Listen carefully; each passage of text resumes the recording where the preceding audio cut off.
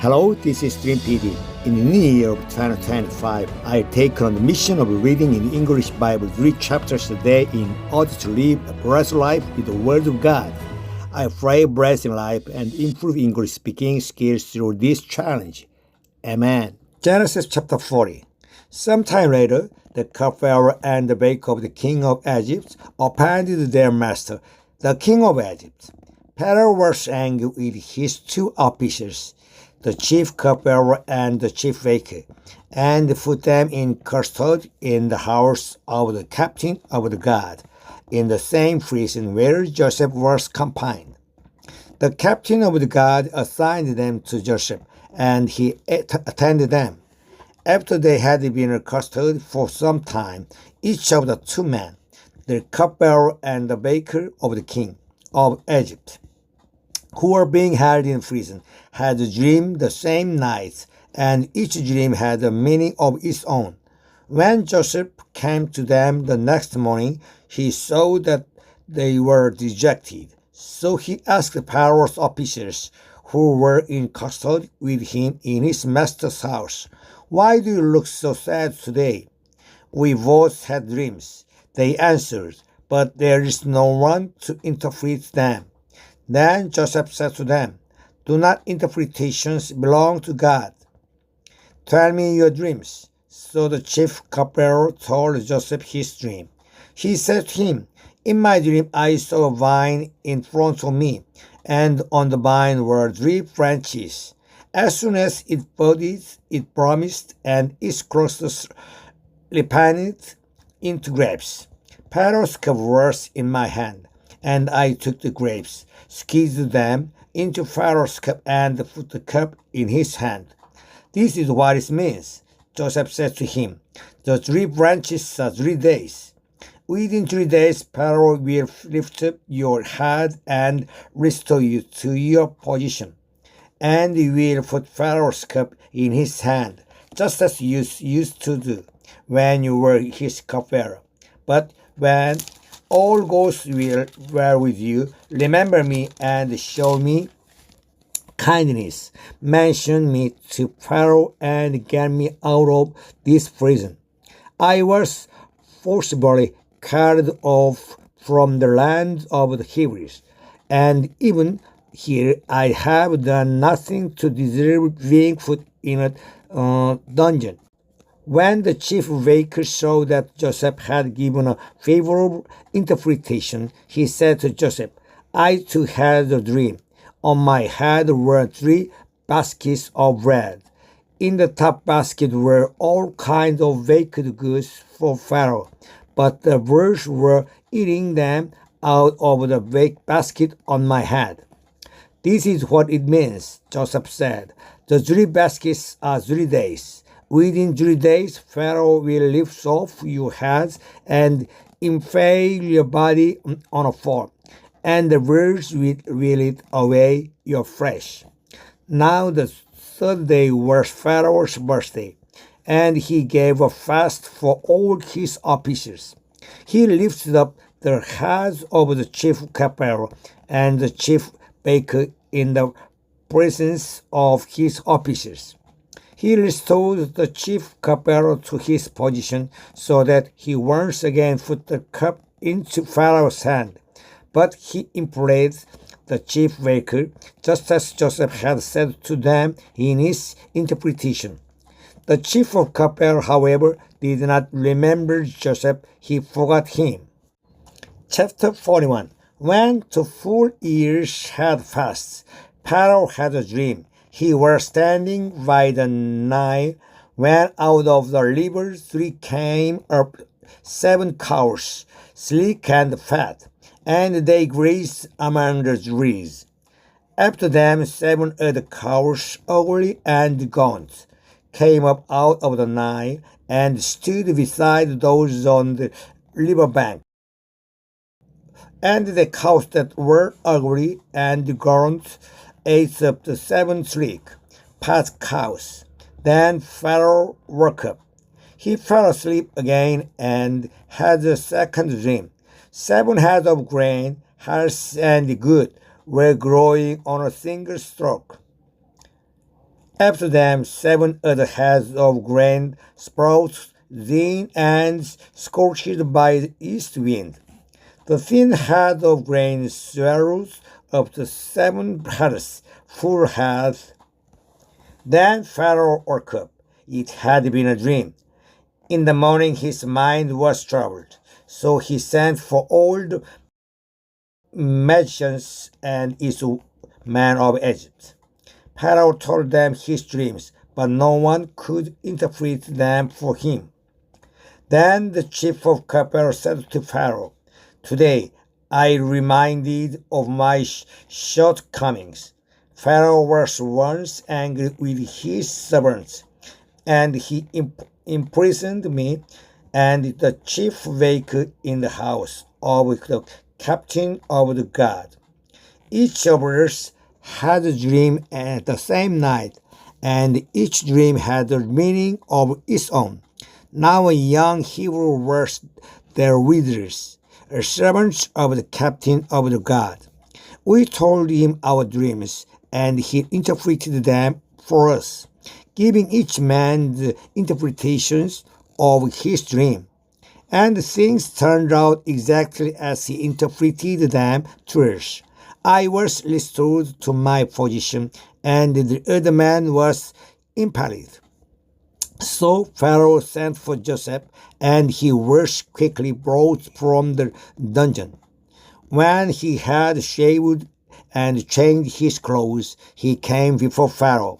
Pharaoh said to Joseph, "I had a dream, and no one can interpret it. But I have heard it said of you that when you hear the dream, you can interpret it. I cannot do it," Joseph replied to Pharaoh, "but God will give Pharaoh the answer he desires." Then Pharaoh said to Joseph, "In my dream I was standing on the bank of the Nile, when out of the river three came up 7 cows, fat and sleek, and they grazed among the reeds. After them 7 other cows came up, scrawny and very ugly and lean. I had never seen such ugly cows in all the land of Egypt. The lean, ugly cows ate up the 7 fat cows then came up first.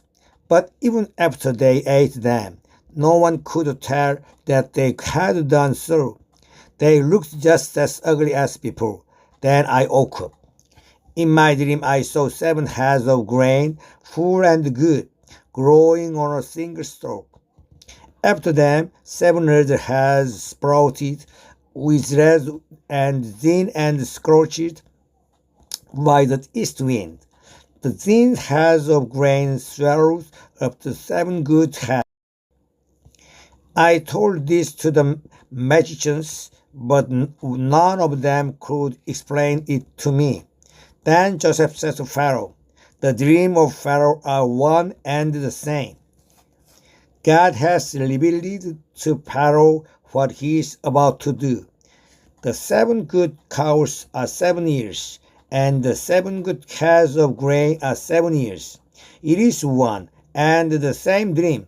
The 7 lean, ugly cows that came up afterward are 7 years, and so were other 7 worthless heads of grain scourged by the east wind. They are 7 years of famine. It is just as I said to Pharaoh. God has shown Pharaoh what he is about to do. 7 years of great abundance are coming throughout the land of Egypt, but 7 years of famine will follow them. Then all abundance in Egypt will be forgotten, and the famine will ravage the land. The abundance in the land will not be remembered, because the famine that follows it will be so severe. The reason the dream was given to Pharaoh in 2 forms is that the matter has been firmly decided by God, and God will do it soon. And now let Pharaoh look for discerning and wise men and put him in charge of the land of Egypt. Let Pharaoh appoint commissioners over the land to take a feast of the harvest of Egypt during the 7 years of abundance. They should collect all the foods of these good years that are coming and store up the grain under the authority of Pharaoh, to be kept in the cities for food. This food should be held in reserved for the country, to be used during the 7 years of famine that will come upon Egypt, so that the country may not be ruined by famine. The plan seemed good to Pharaoh and to all his officials.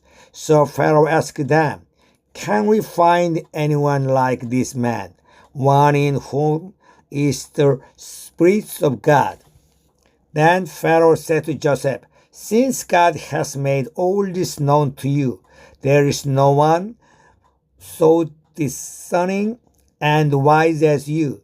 You shall be in charge of my palace, and all my people are to submit to your orders. Only with respect to the throne will I be greater than you." So Pharaoh said to Joseph, "I hereby put you in charge of the whole land of Egypt."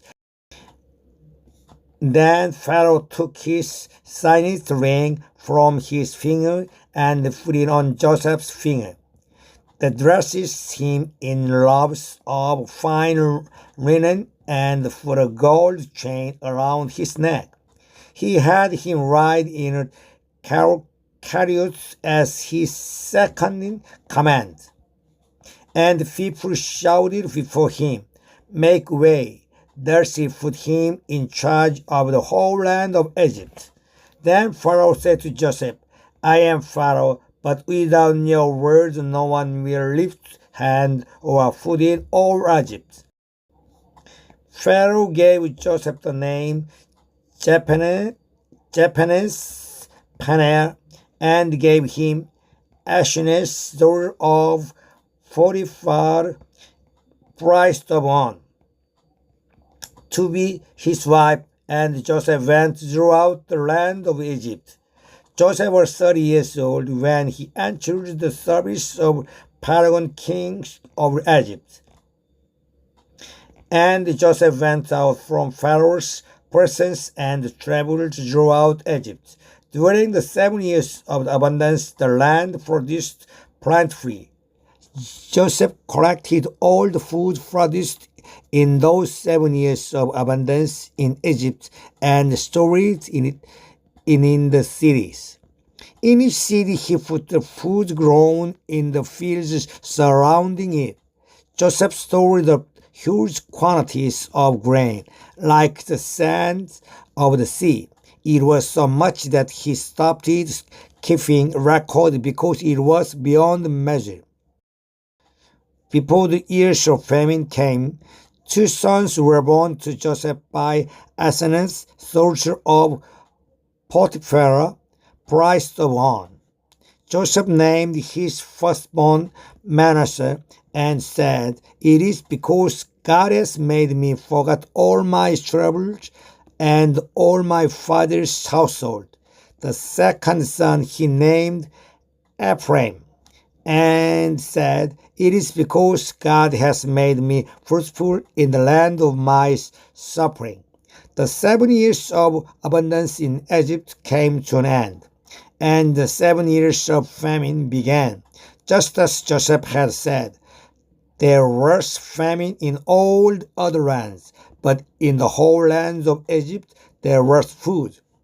When all Egypt began to feel the famine, the people cried to Pharaoh for food. Then Pharaoh told all the Egyptians, "Go to Joseph and do what he tells you." When the famine had spread over the whole country, Joseph opened all the storehouses and sold grain to the Egyptians, for the famine was severe throughout Egypt. And all the world came to Egypt to buy grain from Joseph, because the famine was severe everywhere. Chapter 42. When Jacob learned that there was grain in Egypt, he said to his sons, "Why do you just keep looking at each other?" He continued, "I have heard that there is grain in Egypt. Go down there and buy some for us, so that we may live and do not die." Then 10 of Joseph's brothers went down to buy grain from Egypt. But Jacob did not send Benjamin, Joseph's brother, with the others, because he was afraid that harm might come to him. So Israel's sons were among those who went to buy grain, for there was famine in the land of Canaan also. Now Joseph was the governor of the land, the person who sold grain to all its people. So when Joseph's brothers arrived, they bowed down to him with their faces to the ground. As soon as Joseph saw his brothers, he recognized them. But he pretended to be a stranger and spoke harshly to them. "Where do you come from?" he asked. "From the land of Canaan," they replied, "to buy food." Also Joseph recognized his brothers. They did not recognize him. Then he remembered his dreams about them and said to them, "You are spies? You have come to see where our land is unprotected." "No, my lord," they answered. "Your servants have come to buy food. We are all sons of the one man. Your servants are honest men, not spies." "No," he said to them, "you have come to see where our land is unprotected." But they replied, "Your servants were 12 brothers, the sons of one man, who lives in the land of Canaan. The youngest is now with our father, and one is no more." Joseph said to them, "It is just as I told you. You are spies, and this is how you will be tested. As surely as Pharaoh lives, you will not leave this place unless your youngest brother comes here. Send one of your number to get your brother. The rest of you will be kept in prison, so that your words may be tested to see if you are telling the truth. If you are not, then as surely as Pharaoh lives, you are spies." And he put them all in custody for 3 days. On the third day, Joseph said to them, "Do this and you will live, for I fear God. If you are honest men, let one of your brothers stay here in prison, while the rest of you go and take grain back for your starving households. But you must bring your youngest brother to me, so that your words may be verified, and then you may not die." This they proceeded to do. They said to one another, "Surely we are being punished because of our brother. We saw how distressed he was when he fled with us for his life, but we would not listen. That's why this distress has come on us." Reuben replied, "Didn't I tell you not to sin against the boy? But you wouldn't listen. Now we must give an accounting for his blood." They did not realize that Joseph could understand them, since he was using an interpreter. He returned away from them and began to weep, but then came back and spoke to them again. He had Simon taken from them and bound before their eyes. Joseph gave orders to fill their bags with grain, to put each man's silver bag in his sack, and to give them provisions for their journey. After this was done for them, They loaded their grain on their donkeys and left. At the place where they stopped for the night, one of them opened his sack to get feed for his donkey, and he saw his silver in the mouth of his sack. "My silver has been returned," he said to his brothers. "Here it is in my sack." Their hearts sank, and they turned to each other, trembling, and said, "What is this that God has done to us?" When they came to their father Jacob in the land of Canaan, they told him all that had happened to them. They said, "The man who is Lord over the land spoke harshly to us and treated us as though we were spying on the land. But we said to him, 'We are honest men, we are not spies. We were 12 brothers, sons of one father. One is no more, and the youngest is now with our father in Canaan.' Then the man who is Lord over the land said to us, 'This is how I will know whether you are honest men. Leave one of your brothers here with me and take food for your starving households and go. But bring your youngest brother to me, so I will know that you are not spies, but honest men. Then I will give your brother back to you, and you can trade in the land.' As they were emptying their sacks, there were in each man's sack was his pouch of silver. When they and their father saw the money pouches, they were frightened. Their father Jacob said to them, 'You have deprived me of my children. Joseph is no more, and Simon is none more, and now you want to take Benjamin. Everything is against me.' Then Reuben said to his father, 'You may put both of my sons to death if I do not bring him back to you. Entrust him to my care, and I will bring him back.' But Jacob said, 'My son will not go down there with you. His brother is dead, and he is the only one left. If harm comes to him on the journey you are taking, you will bring my gray head down to the grave in sorrow.'"